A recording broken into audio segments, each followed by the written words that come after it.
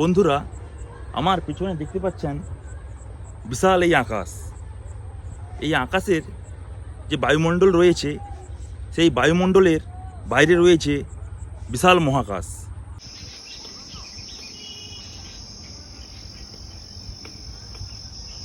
আপনি কি জানেন এই মহাকাশে ভারতের পাঠানো প্রথম কৃত্রিম উপগ্রহের নাম কি ছিল, এবং কত সালেই বা সেটি পাঠানো হয়েছিল, এবং সেই কৃত্রিম উপগ্রহকে দেখতে কেমন ছিল, এবং তার ছবি আমরা কোথায় দেখতে পাই?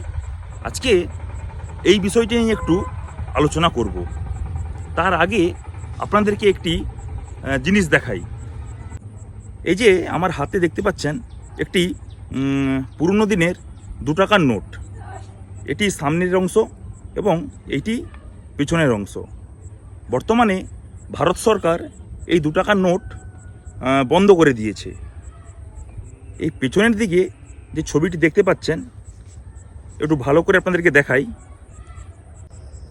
এই ছবিটি দেখুন, এটি হলো মহাকাশে পাঠানো ভারতের প্রথম কৃত্রিম উপগ্রহের ছবি।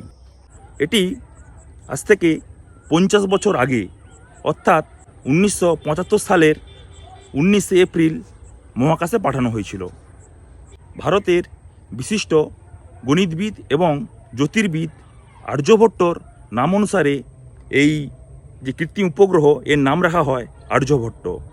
এবং এই কৃত্রিম উপগ্রহের ছবি আমরা ভারতের পুরনো 2 টাকার নোটে এবং ডাকটিকিটে দেখতে পাই।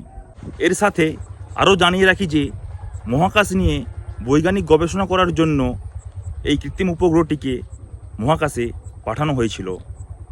ধন্যবাদ।